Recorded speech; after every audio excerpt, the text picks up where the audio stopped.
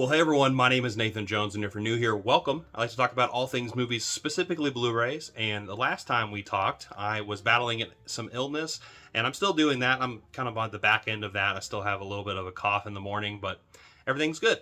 But lately, I've been doing a weekly challenge where I'm journaling physically all of the things that I'm watching and the things that I'm picking up. And currently, we're on week 14, so we're doing pretty well, and I think pretty strong on this. And it's been a lot of fun, and there's been some interesting things kind of going on behind the scenes for myself, just thinking about this project in general, and it's been a total blast. But this month is Spooky Month, and so we have been covering some spooky watches, and I'm curious to know what you've been watching for the month of October so far. Have you been streaming some stuff on Shudder? Have you been picking up some scary titles? I would love to know what you're watching down in the comment section down below. So before we jump into this amazing box set, which is what this whole thing is all about, right here, the Mexico Macabre set from Indicator that I'm really excited to talk about. There are a few things I want to cover before we jump into this. But before we jump into that box set, I do want to cover a few things that I got in the mail, and they're all from Severin Films, actually. One is a book, which I'm excited to talk about, and then also two are movies. And you'll see a theme today. This is all about international horror, and I feel like this whole entire month I've been really focusing on international horror and thinking more about just the different subgenres and genres that there are in it. But jumping into the things that I picked up, first I got the 4K of Opera from Dario Argento. This, I think, came out in 86, I believe, mid-80s, but I'm really excited to jump into this set here. I just actually watched an Argento film, which we'll talk about today, that I'm super excited to jump into. But this is a really cool 4K from Severin Films, which I'm really excited about. This actually has a bunch of discs in here. There's 5 discs. One is a soundtrack, so I'm super excited to jump into this, and that looks a little terrifying right there.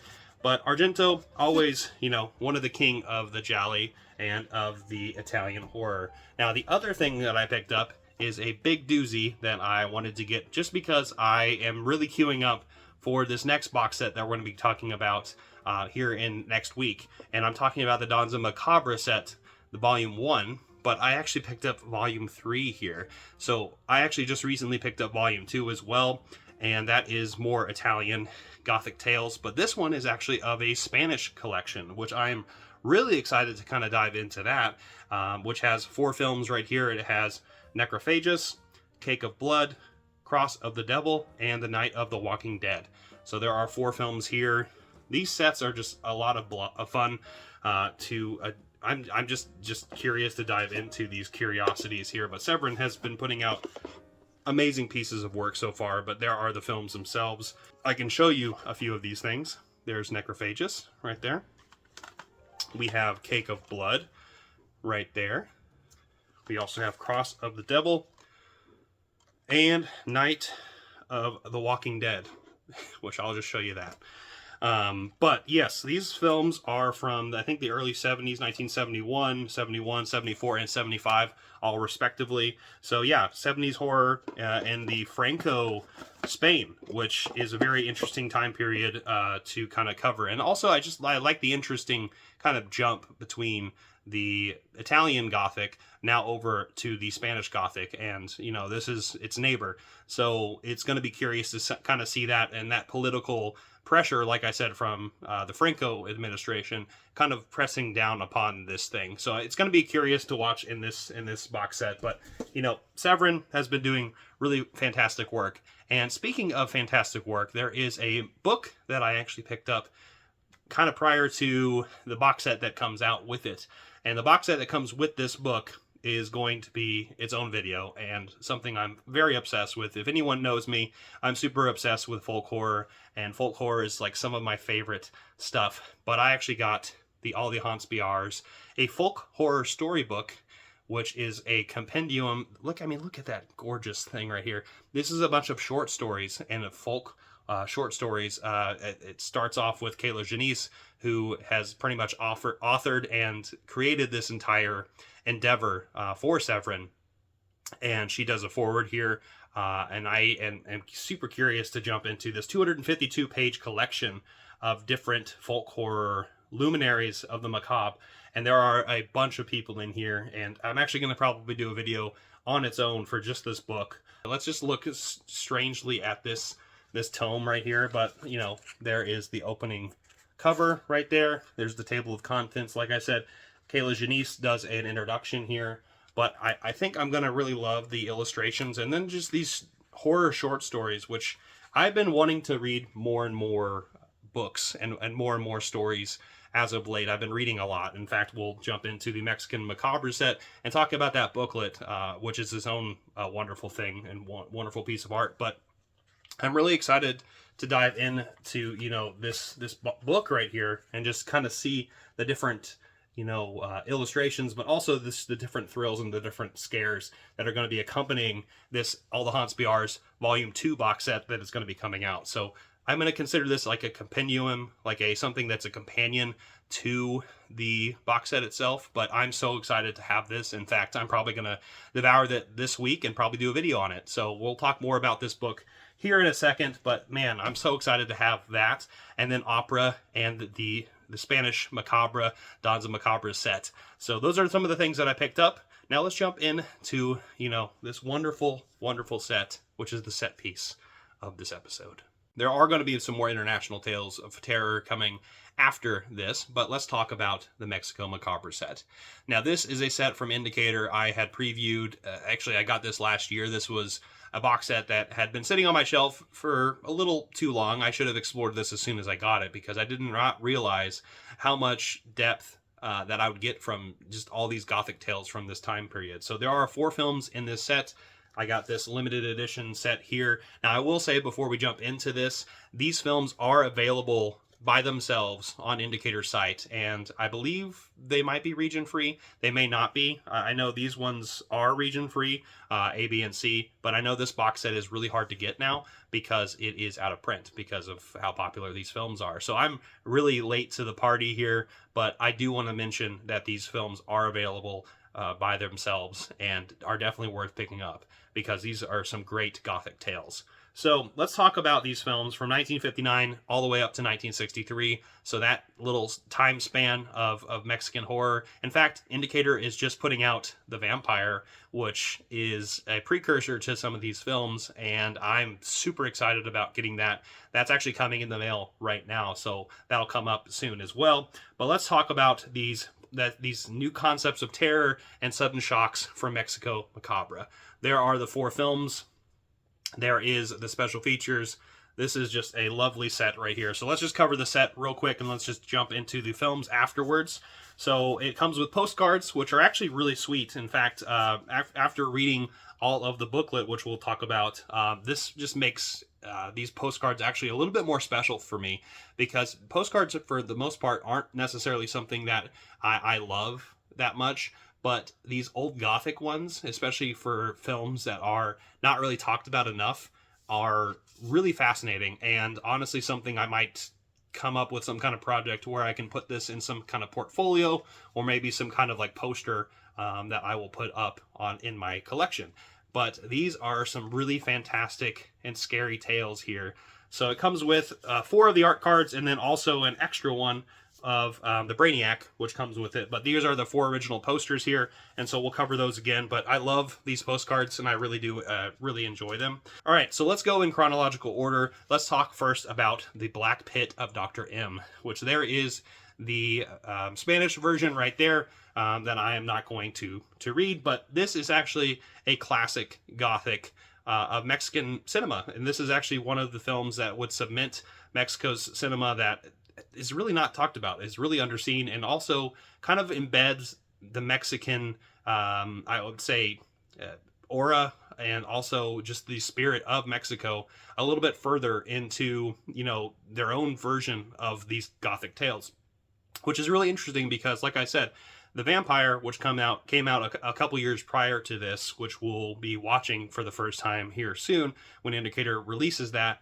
that really kind of solidified that these Spanish films that were mostly comedies, and then also probably a little bit more on the lucha libre type of stories, would jump into a different direction, a direction here of horror. So this is directed by Fernando Mendez and is actually all a part of this Almeida collection, this film vault, which has all these films in it. But this one in particular has a very interesting story to it. In fact, it is a story of two scientists who kind of plot at the very beginning of the film to come back and cheat death. And it kind of mixes the science and the science fiction of the late 50s into the supernatural and also of the occult. And it kind of jumps into those things. It also turns into a haunted house film of sorts, and there are some really cool effects that I feel like would predate The Haunting from 1963. And this movie is just a really fun and really well-written film. And I think the performances and also even the monster that comes apart in this film is quite terrifying. And there's some really cool sequences here that are involving, some spooky imagery. And I think the atmosphere here is a plus, and atmosphere in general for these films are a big plus. But the story itself is actually quite compelling, and one that is something that will glue you to your seat.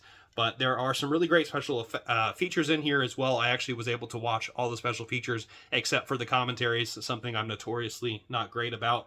But I was really pleasantly surprised by these special features. There was about two in each, I would say, besides the commentary. One is Preserving a Legacy in 2023 with Daniel Berman Ripstein, who discusses the history of Mexico's celebrated Almeida films and reflects on his relationship with his grandfather, the legendary producer and company founder Alfredo Ripstein, who also made a vital contribution to the preservation of Mexican cinema heritage. So that's a mouthful, but it was really cool just seeing a family member really just kind of pour their heart out to something that was very forgotten, and this Mexican lineage of films that really wasn't shown, and we'll get to it in the book, but these were shown just in the US on the TV in like the 60s and 70s in double bills and drive-ins, but they necessarily weren't preserved very well in terms of just international recognition. And there's also another special feature, Black Pit of Dr. Mendez, which has Eduardo de la Vega Alfaro, an academic and author of Fernando Mendez from 1908 to 1966, discussing his life and career as a filmmaker. So this is the only film directed by Fernando Mendez, but it is a really good one. In fact, actually a really great opener for this set. So this movie right here, 4 out of 5. Definitely recommend people check that movie out. It is a fantastic time. Now, the second film is another banger of a film. It is The Witch's Mirror. El Espero de la Bruja, which I think I'm saying is correct, but this is The Witch's Mirror. Death is lurking and it's after you.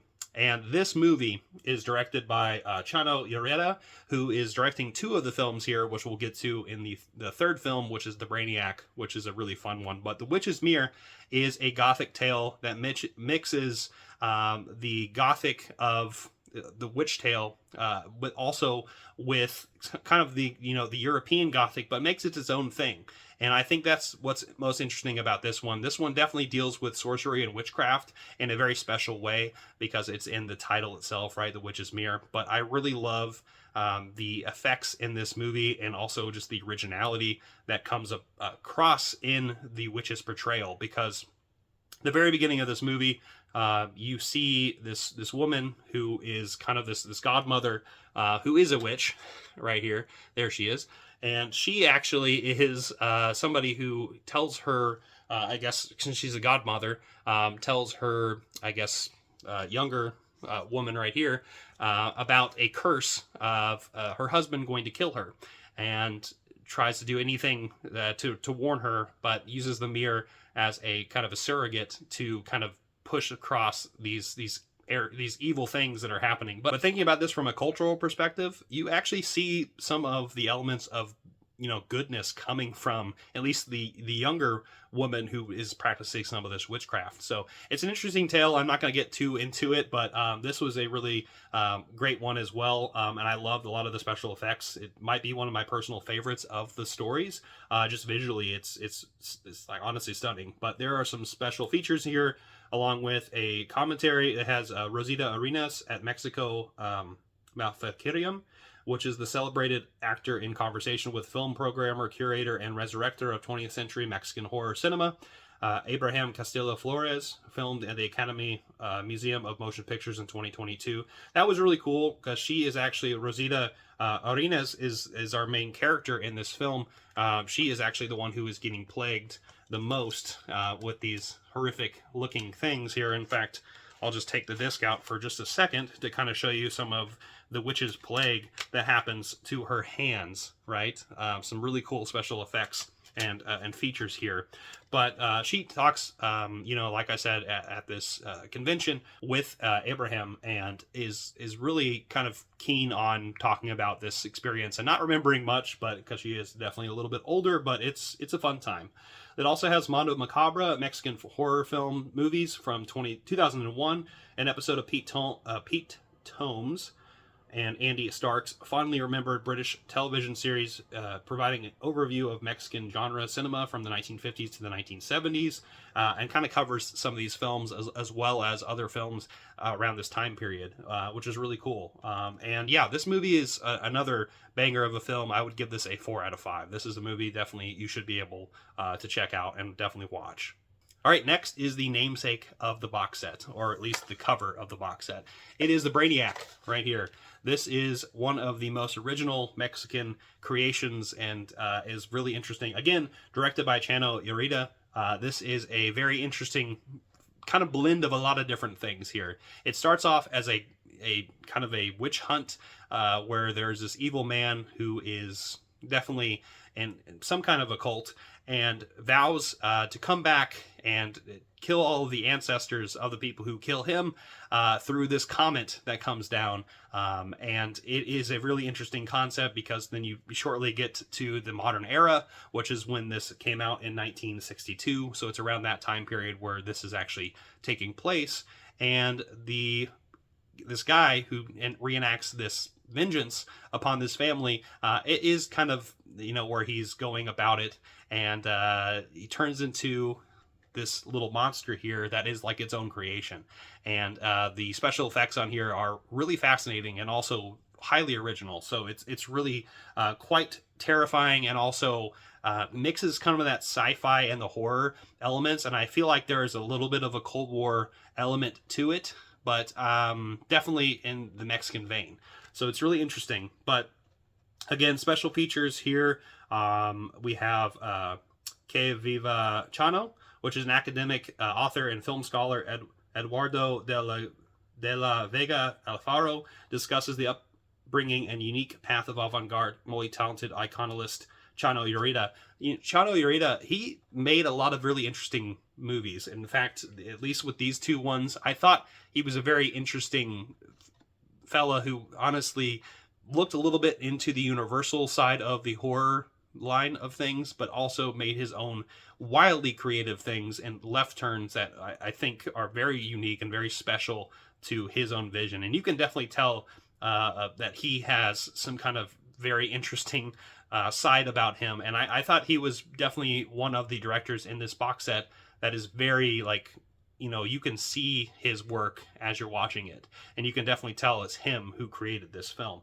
So it's really interesting to hear that. And then there's also some theatrical trailers and some image gallery of this. This one has the least amount of special features, but is definitely one of the most iconic creatures in Mexican horror and is really, really fascinating. I would give this movie a 3.5 out of 5. It's not necessarily super inventive in terms of its story, but it is inventive in terms of its its presentation, and then also of the monster itself. So it's a lot of fun seeing it like in those lenses. So I definitely recommend people check out the Brainiac and check it out for themselves. And the last one we're going to be talking about is The Curse of the Crying Woman from 1963, which is La Maldición de la Llorona, which is a La Llorona tale of sorts. In fact, there's La Llorona right there with her hellhounds. At the very beginning of the film, you see this almost like Hammer-like story kind of unfold of this carriage that's going by, and they're talking about this curse that's affecting this area,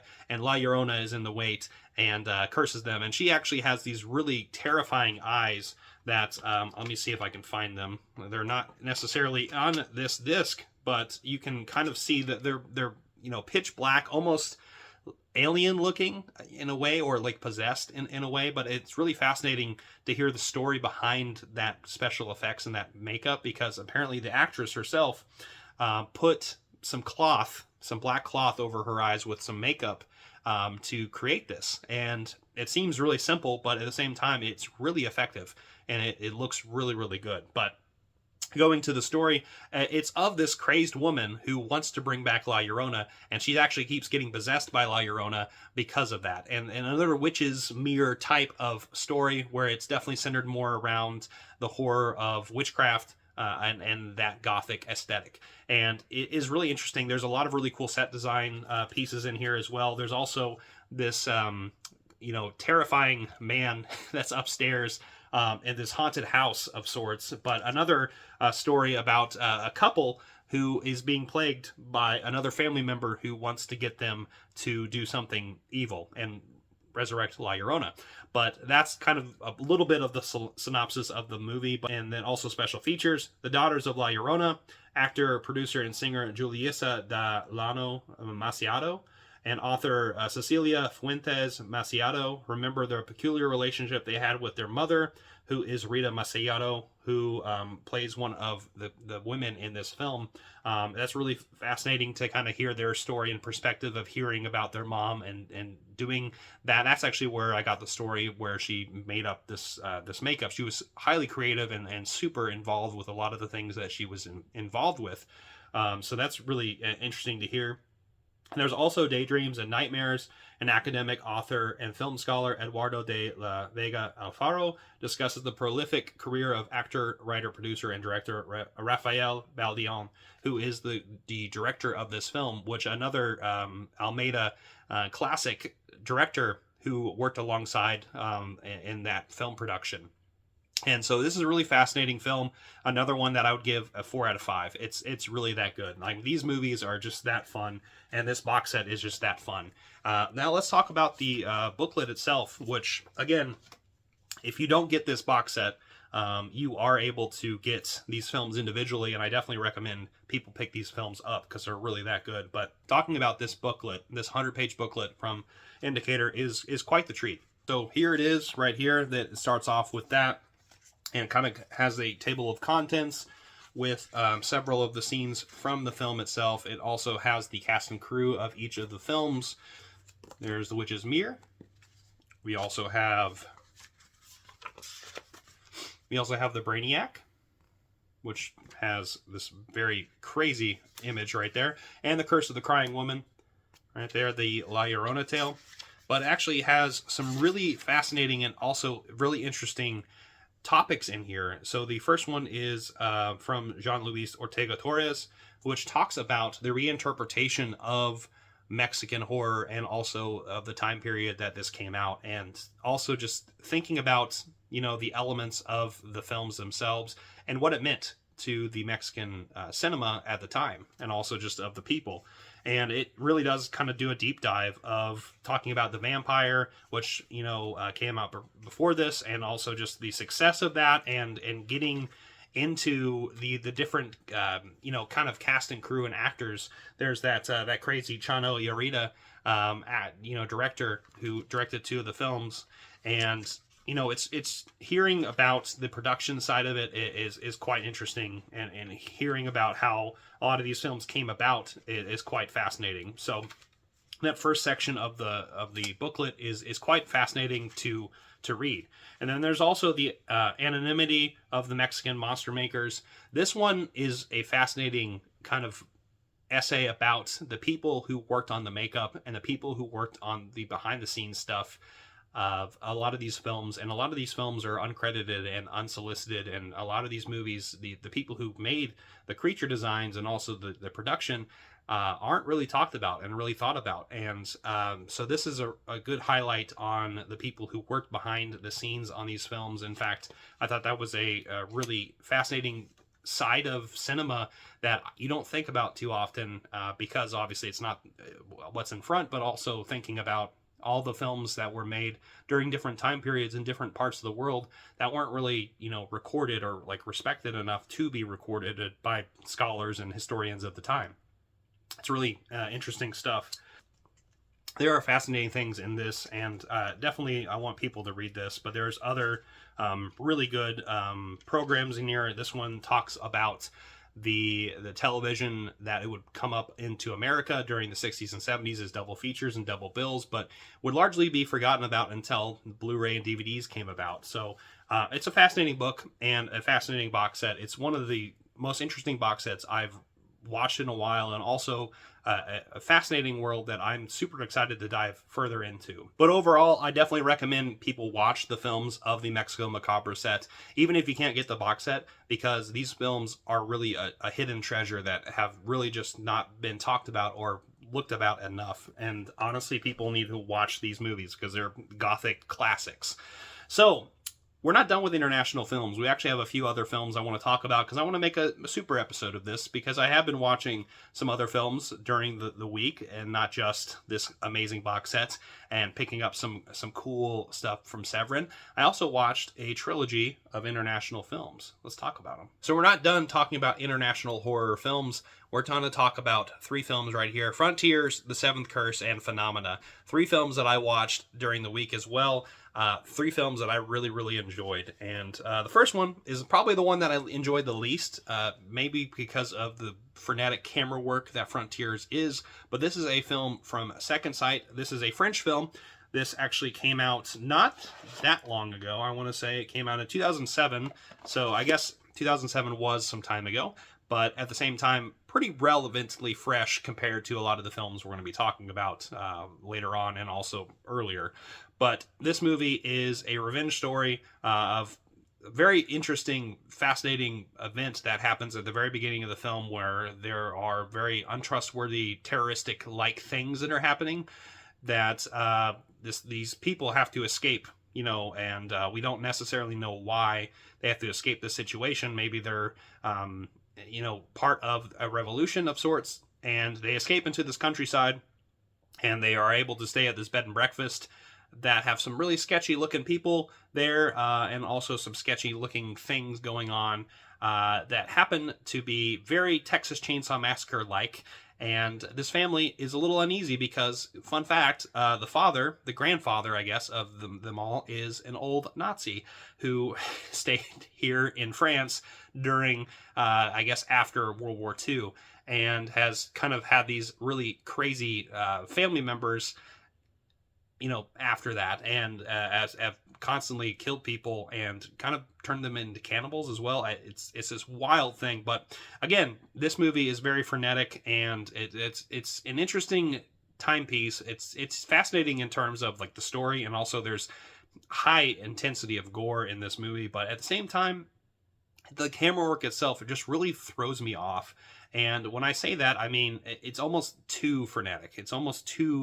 It moves way too fast, and it moves way too much as well. There's not a time to catch your breath a little bit, but I think it's definitely worth watching. But it's definitely one of the weaker films in this lineup here. I'd give this movie a 2.5 out of 5. It's not necessarily anything that's something new, but it is very grotesque. Has some really interesting moments, and I definitely think is worth checking out at least once, but I wouldn't buy the box set maybe. All right, next we're going to talk about one of the most fun films I watched all weekend, and this movie is The Seventh Curse, one that I picked up along with my buddies Chris and Sam when I went to the UK for the first time. They actually also picked this up from 88 Films, and it took me a while to watch this, but I finally did it. I watched this Blu-ray, and I can't show too much on this because there are some really interesting images that are happening in the background of a lot of these films. I can't show you the back of this. This is actually the original poster for this film. This came out in 1986 and is a film that is absolutely batshit crazy. It literally goes all over the map. It is a martial arts, horror, action. There's all these different elements, and also comedy, because there's a lot of very interesting things here, and also slight romance, maybe more voyeuristic romance, not necessarily over the top kind of what you would think melodrama romance, but it is a horror film, and there's a lot of really cool horror sequences in this movie, and I definitely just want you to watch this movie and make your own mind on it. But this is one of the most fun films I've ever seen. and it mashes up so many different things together in this really great cacophony of things. It is gross out body horror, but it also is got some martial arts sequences, like I had mentioned, and some really great action, sequences that have some really great choreography involved in it. But it's a very manic film. It is very all over the place, but very, very fun. So this is a really great addition from 88 Films, and again, I can't show you too much here because there are some naughty stuff going on in the background. But this booklet right here, also really fun to jump into. Just like with the Mexico Macabre set, really good stuff here. Again, it also comes with a poster, a front and back poster, which I can show you parts of it. But there is the commissioned artwork from 88 Films. And then there's the original artwork right there. I'm not going to show you all of it because, again, don't want to get this video demonetized or taken off. But this is a very fun film, and I definitely recommend people check out The Seventh Curse. And it is one of the craziest horror, martial arts, action, romance, comedy, whatever you want to call it, films you'll ever watch. I give this movie a 4.5 out of 5. It's that much fun. In fact, I definitely recommend people check this movie out. It's so much fun. And the last film I'm going to talk about is a Dario Argento film. I know I mentioned Opera at the very beginning, but I actually watched Phenomena finally for the first time. This is the Synapse Films edition of this. This is the 4K.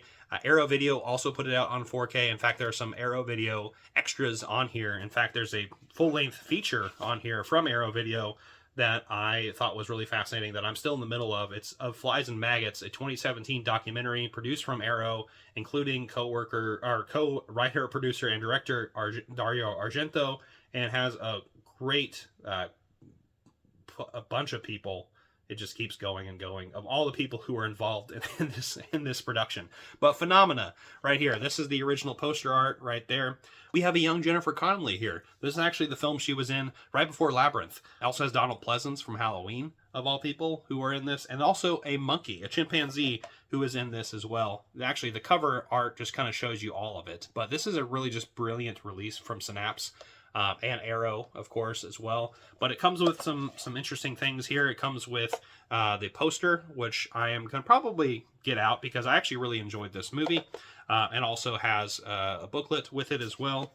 But this movie is about Jennifer Connelly being at a boarding school that is in the countryside in the Swiss Alps, I believe, of all places. And she is somebody who can communicate with insects, of all things, and there are a lot of really strange happenings going on around this school. There's some deaths that are happening, and you don't necessarily know what it is or who it is, and it's very Giallo-like in that aspect.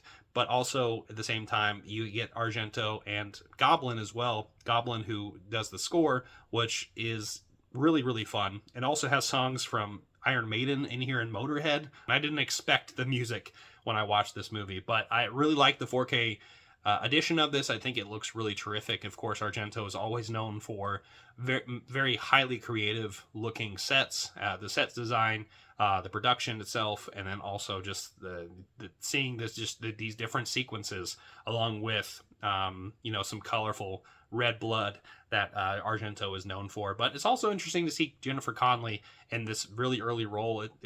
There are some moments that I'm just like, ooh, it's a little creepy because she's really young in this movie. But at the same time, it doesn't go far at all. So I suppose that's okay. I don't know how to explain it. But Phenomena, regardless of all that, really good movie. I would definitely recommend people check this movie out. It is definitely one of the better looking 4Ks out there.